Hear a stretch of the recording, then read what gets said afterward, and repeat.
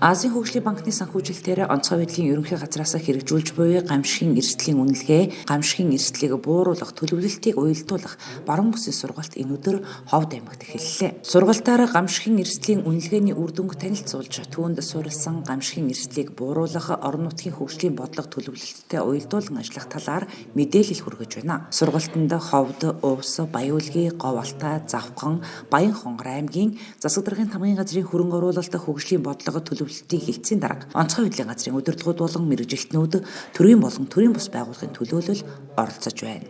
Менежмент буюу удирдлага тэгээд риск менежмент буюу эрсдлийн удирдлага гэдэг хоёр зүйлийн ойлголт их нөө зөрүү байдаг.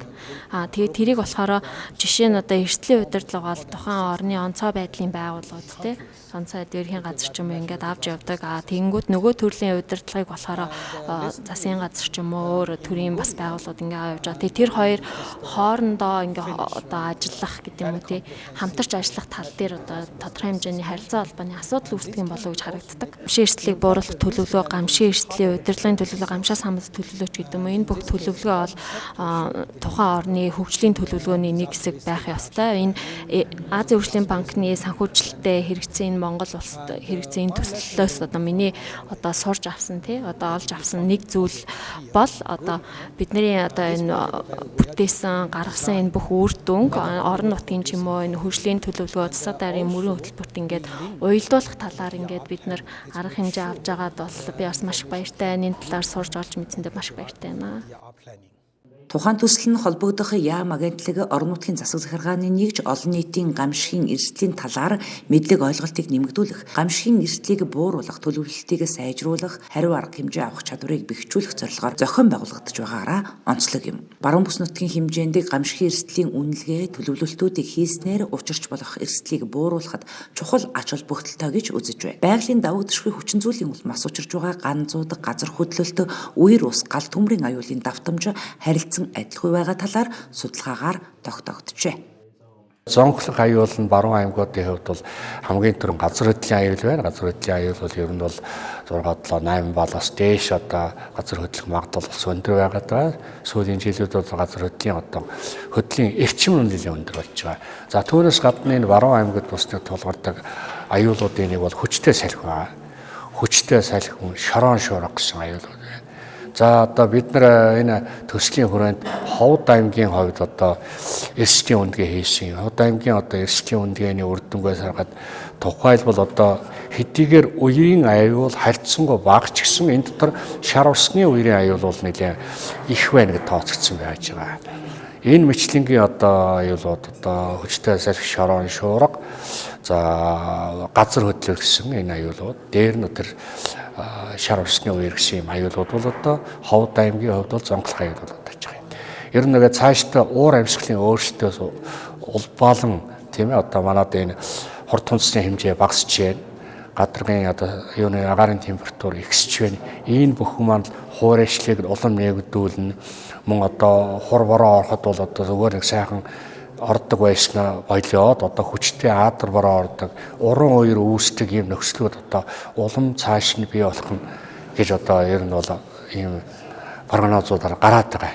Тийм болох дээрээ ард иргэд одоо энэ сэргийн тамгын газрууд, энэ аж ахуй нэгжүүд, энэ төрийн байгууллагууд бол энэ чиглэсэн бууруулах арга хэмжээнүүд бол зайлшгүй авч явах шаардлагатай байна.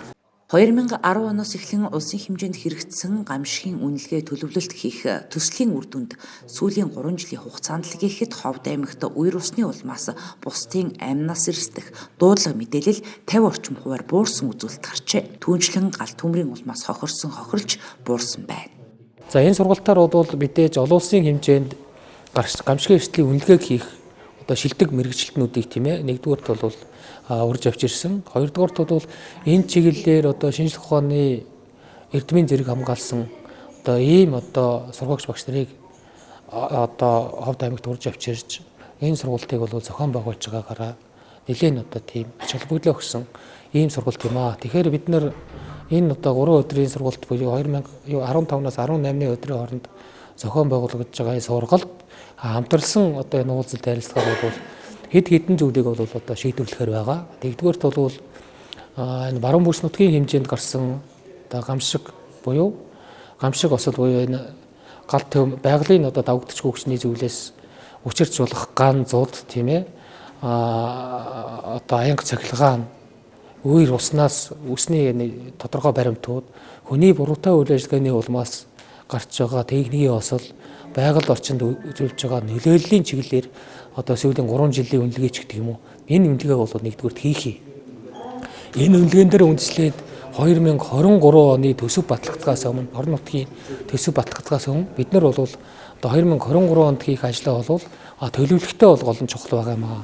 Энийг бол онцгой байдлын байгууллага дангаараа төлөвлөх нь бол бас учир дутагдaltaа. Тийм учраас нэг талаасаа бол энэ төр захиргааны орон нутагт төрийн захиргааны байгууллагын дээд удирдлагыг хэрэгжүүлдэг аймагуудын одоо засаг даргын дамгийн газрын холбогдох одоо албан тушаалтан мэрэгжилтнүүд нутгийн өрөө удирдах байгууллагын одоо төлөөлөл буюу иргэдийн төлөөлөгчдийн хурлын ажлын албаны мэрэгжилтнүүд тухайн аймагуудын онцгой байдлын байгууллага газар хэлтсүүдийн эрсдэл хариуцсан мэрэгжилтнүүд за шаардлагатай одоо төрийн бус байгууллага ус цагуур орчны шинжилгээний байгууллагын төлөөллүүд энд оролцож хамтарсан нэг шийдлэр хийх ажлаа бол төлөвлөхөөр ийм одоо сургалт болж байгаагаар бол ач холбогдолтой байна. Сургалтаар гамшигын эрсдлийг төлөвлөх чиглэлд гадны улс орнуудын тэргүүн туршлагуудыг хуваалцах, баруун аймагуудад хийсэн эрсдлийн үнэлгээний үр дүнг танилцуулж, бууруулах арга замуудын талаар мэдээлэл хүргэлээ. Ингэснээр орон нутаг бүр учирч болох гамшигын эрсдэлд үнэлгээ хийн, эрсдлийг бууруулах төлөвлөлтийг хөгжлийн бодлого төлөвлөлтөнд уялдуулан тусгаж, эрсдлээс урьдчилан сэргийлэх чиглэлд бодиттой арга хэмжээг хэрэгжүүлэн ажиллах боломж бүрдэж байна.